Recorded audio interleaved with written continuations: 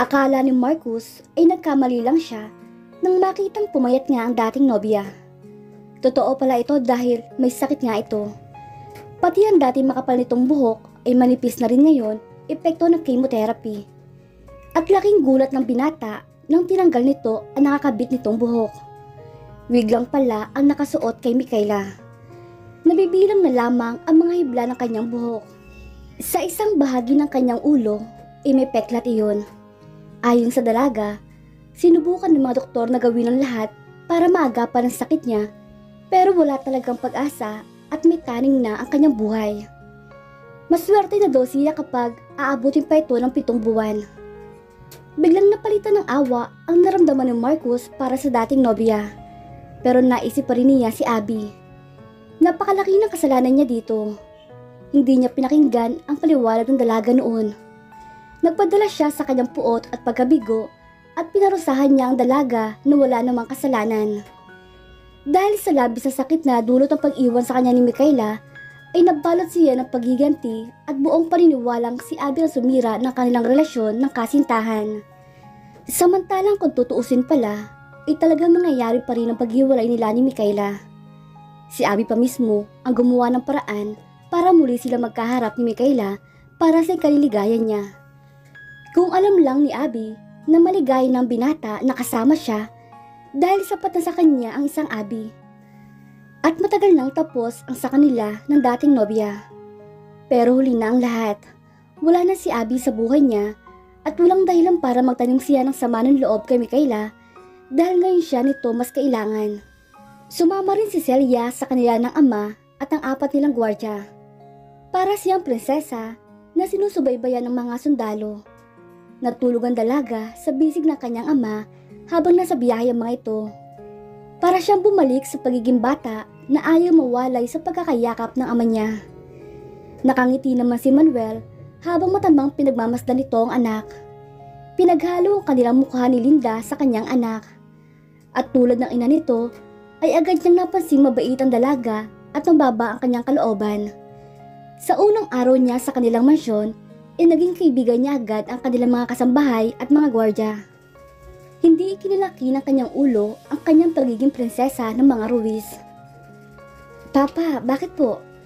Pansin ni Abby sama dahil kanina pa ito nakatingin sa kanya. Wala anak. Nakikita ko lamang sa iyong kabataan ng iyong mama. Ganyan na ganyan siya noon. Very innocent yet very lovely. At hinalikan nito sa pisngi ang anak. I love you, Papa. I love you too, anak. Gulat na gulat naman si Linda nang makilala ang kanyang mga bisita. Matagal man na panahon ang lumipas, pero makikilala pa rin niya ang lalaking nasa harapan niya. May bakas na rin ang kanyang katandaan, pero siya pa rin ang dating minahal niya magpahanggang ngayon. Manuel? Hindi na niya natuluyang sasabihin nang kinabig siya nito at masulong hinagkan ng kanyang pisngi. Bagamat tumanda na ang mukha ni Linda at halatang pumayat ito, ay naroon pa rin at bakas pa rin ang mga maganda nitong mga mata na unang nakatawag sa pansin ng lalaki noong una niya itong makita. Hindi mahalaga kung anong nakita nitong ayos ang dating asawa, sanhi ng kanyang mga pagod at hirap habang mag-isang tinataguyod ang kanilang anak. At napansin ni Linda na may kasama rin silang pamilyar na mukha. Celia? Paniniguro nito sa kaharap. At your service, madam. At sinugod niya ng yakap ang matalik na kaibigan na nawali sa kanya ng mahigit 2 dekada. Hindi na makapaghintay si Manuel. Gusto na niyang iuwi ang mag-ina niya sa lalong madaling panahon. Hindi na niya pinagbihis si Linda at ang mga mahalagang bagay na lang ang kanyang dinala. Hindi na daw niya kailangan magdala ng mga damit. Bibili na lamang sila sa Maynila. Natutuwa si Manuel sa kanyang itsura. Nasa gitna siya ng 2 babae sa kanyang buhay. Sa kanan nakahilig ang ulo ng kanyang asawa at sa kaliwa naman ay nakahilig din sa kanyang balikat ang bunga ng kanilang pagmamahalan. Hindi tuloy niya alam kung sino ang harapin sa kanilang dalawa. Panay tuloy ang tawa sa kanya ng kanyang mag-ina sa nakikitang itsura nito. Hanggang sa muling makatulog ang dalaga. Siya naman ang nasa gitna ngayon ng mag-asawa habang nakayakap siya sa mga ito. Mahal na mahal kita, Linda. Hindi ka nawala sa puso ko. Ganoon din ako, Manuel. At masuyong tiningnan ng asawa. Napilitang pakasal ulit sa iba si Manuel sa namayapang ina ni Raven. Pinalabas ng kanyang ama na nagpabayad si Linda para lumayo sa kanila. Nagalit ng gusto si Manuel sa narinig at naglasing. Iyon naman ang sinamantala ng dati niyang kasintahan. Inutusan ng matandang Ruiz upang pasukin sa kwarto ang kanyang anak. At sa labis na pangungulila ni Manuel, ginawa naman lahat ni Malong paraan para maakit ang binata hanggang sa bubuntis ito ng tuluyan at sila ay nagpakasal noon. Ngunit nawala ito sa isang aksidente habang pauwi galing sa paggagala kasama ang mga kaibigan ito. Pero bago nawala ang ama ni Manuel, ay ipinagtapat nito ang buong katotohanan na tinakot niya ang kanyang asawa na may masamang mangyayari sa kanilang anak kapag hindi ito lalayo kay Manuel. Pikit matang tinanggap ni Linda ang perang iyon at yun ang ginamit para magkaroon sila ng maliit na lupa at bahay ng kanyang anak. At nang unti-unti na maubos ang pera, inaglabada na ito. May maliit din siyang tindahan para may panagdag siyang kita para mabuhay ang kanyang anak. Marami ang humanga dito dahil napalaki niya ng maayos si Abby. Isa siyang dakilang ina at asawa. Nanatili siyang loyal sa asawa kahit walang kasiguraduhan kung magkikita silang muli. Naging masaya ang bawat sandali ng tatlo. Sa loob ng 2 linggo ay bumalik sa dati ang katawan ng ina ni Abby. Lalong lumutang ang ganda nito. Nagmukha tuloy sila magkapatid ng kanyang anak na dalaga. At ang kumpanya nila ay hango pala sa pangalan nilang mag-ina. Pinaghalo ito ng kanyang papa bilang tanda ng kanyang pagmamahal sa 2 babae. Inay, mas lalo kang gumaganda ngayon. Papuri nito sa ina habang kumakain sila ng agahan. Tama ka, Abby. Napakaganda ng iyong ina. Kinindata naman ito si Manuel. Tigilan niyo nga ako mag-ama sa kasasabi na maganda ako. Matagal ko nang alam yun. Kaya nga nagkandara pa ka para ligawan ako noon. Ganting biro ni Linda sa asawa. Sa tagal man ng panahon na nawalay sila, ay manatili sa puso nila na mag-asawa sila. Nagtawanan ng tatlo. Nakikita ni Abby kung gaano kasaya ang kanyang mga magulang sa piling ng bawat isa. Hindi tuloy niya maalis ang makaramdam ng inggit dahil sa kanyang nakikita. Naisip niya si Marcus, ang lalaking unang nagturo sa kanya kung paano masaktan at magmahal. Palagi na lang si Abby nakakaramdam ng pagkahilo noong mga nagdaang araw. Minsan may hinahanap siya na hindi naman niya matukoy kung ano ito. Anak, bakit parang namumutla ka? Puno ng pag-alala na wika ng kanyang ina nang nakasalubong niya ang anak sa kusina. Inay, nahihilo po ako. At bumagsak na ang dalaga sa mga bisig ng ina nito. Nawala ng dalaga ng malay. At paggising niya ay nakahiga na siya sa kanyang silid. Naroon ang kanyang mga magulang. May mga namumuong luha sa mata ng kanyang ina at nakikita naman niya ang awa sa mata ng kanyang ama. Kapwa nakatingin ng mga ito sa kanya. Papa, Inay, medyo mahina pang tawag ni Abby sa mga magulang. Agad na nilapitan siya ng magulang. Ano pong nangyari? Magtapat ka sa amin ng papa mo, anak.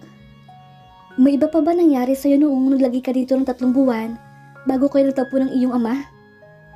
Bagamat naroon ang tila takot sa mga mata ng kanyang ina, inanatili pa rin itong malambing sa anak.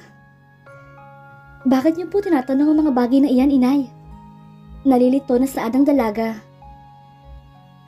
Buntis ka, anak. 6 na linggo na. Halos hindi iyon lumabas sa bibig ng kanyang ina. Kinabahan naman ang dalaga sa kanyang narinig. Biglang sumagi sa isip niya si Marcus. Halos hindi na niya naiisip ang binata dahil sa kasiyahan niya na makasama ng buo ang kanyang pamilya.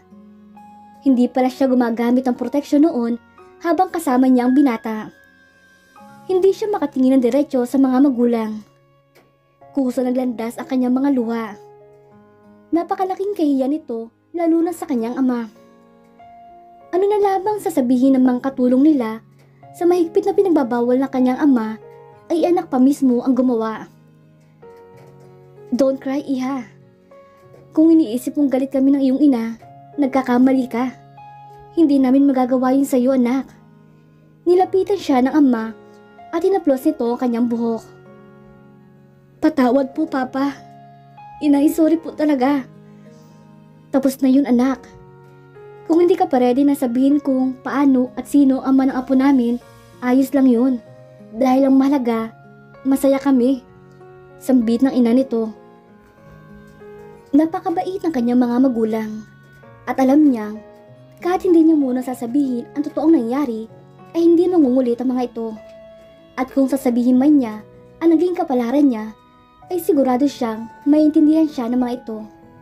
Sa ngayon ay mananatili munang lihim kung sino ang ama ng kanyang anak. Sa loob niya ay sobrang saya na malamang buntis siya. Kahit pa sabing hindi man siya mahal ni Marcus, buong puso niyang tatanggapin ang anak at mamahalin ito tulad ng pagmamahal niya sa tatay ng kanyang anak. Buong akala ni Abby ay husgahan siya ng mga kasama nila sa bahay. Ngunit sila pa yata ang mas excited sa pagbubuntis ng dalaga.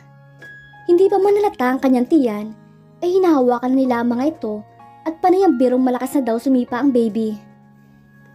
Ate, dapat kapag pinanganak ng baby boy mo ay kapangalan ko. At dapat ang baby girl mo ay pangalan mo naman. Pabirong wika ni Raven sa kapatid habang inihahanda nila ang kanilang mga gamit papunta sa ibang bansa. At kung gusto mo, Raven, ikaw na rin ang gagastos sa lahat ng kakailanganin ng pamangkin mo. Pagbibiro naman ni Abby sa kanyang kapatid. Basta kapag ako naman ang magkakaroon ng anak, doblehin mo ang lahat ng magagastos sa baby ko. Balik biro nito sa kapatid. Sa ultrasound ni Abby ay kambal ang kanyang magiging anak. At baby boy and baby girl ang mga ito. Kaya naman sobrang tuwa ng kanyang mga magulang, lalo na ang papa niya. Malaki na nga daw ang bahay nila, pero konti lang sila.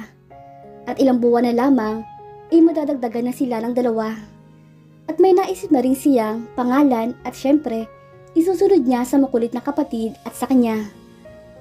Walang araw na nagdaan na hindi naging masaya si Abby kasama ang kambal nila ni Marcus sa kanyang sinapupunan. Bagamat hindi niya kasama ang lalaking minahal niya sa maikling panahon na nakasama niya, may 2 namang munting anghel na iniwan nitong alaala sa kanya. At kung makikita pa sila ni Marcus, iyon ang hindi pa niya matiyak sa ngayon.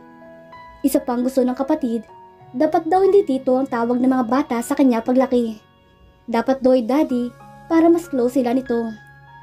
At sa kanya mga lolo at lola naman daw ay papa at mama na lang din daw tulad ng tawag niya sa mga ito. Ikaw na rin kaya mga anak, Raven? Pabiro niya sa kapatid. After na kanyang ultrasound, heto ang kanyang kapatid. Napakarami ng plano para sa kanyang mga pamangkin. Kung umasta daig pa ang ama nito. Hindi pa man ay lalabas ang kanyang mga anak, inapakasaya rin ang kanyang mga magulang. Palibhasa mga unang apo, kaya wala ding pasidlan ang tuwang nararamdaman ng mga ito. Anak, lumapit si Linda sa kinaroroonan ng anak. Nagbabasa si Abby ng mga sandaling iyon tungkol sa pregnancy at sa pagiging ina. Bagamat alam niyang hindi naman kailangan ng guideline sa pagpapalaki ng anak, dahil higit pa rin ng mga magulang ang nakakaalam kung paano pakikitunguhan ng mga anak nito. Pero malaking tulong pa rin sa kanya ang mga impormasyong nasasagap niya para mas maging mahusay ang kanyang pagbubuntis sa nalalapit na pagiging isang ina. Ano po yun, Nay? Masaya siyang humarap sa ina. Ngumiti si Linda habang pinagmamasdan ng anak. Napakaganda talaga ni Abby. Kahit ngayong malaki na ang tiyan, ay lalo pa itong gumanda. Maluwalas sa kanyang mukha. Masaya ka ba, anak? Oo naman, Inay. Ilang buwan na lang at isisilang ko na mga anak ko. Anong nararamdaman mo? Walang kasing saya, Inay. Pakiramdam ko, lahat ng mga darating na pagsubok ay makakaya ko po. Masaya akong marinig yan, Abby. Pero paano ang ama ng mga anak mo? Ayaw ko na pong pag-usapan sa ngayon yan, Inay. Mahalaga po ngayon, okay kami ng anak ko. Tumango na lang ang kanyang ina. Be in heaven, Micaela. Bulong ni Marcus at inilatag nito ang hawak ng puting rosas sa kabaong ng dalaga habang papailalim ito sa hukay. 6 na buwan din ang naging paghihirap ni Micaela bago ito tuluyang magpahinga. Mabuti na daw ang dalaga dahil hindi na niya mararamdaman ang sakit. Malaya na siya sa kahit na anong kirot. Iisa naging huling kahilingan ni Micaela sa kanya habang binabantayan niya ito. Ang hanapin si Abby at bumuo ng isang masayang pamilya. Samantalang si Marcus, hindi alam kung kailan maghihilom ang mga sugat na iniwan ni Abby sa puso niya. Naging mahina siya at duwag na hanapin ng dalaga.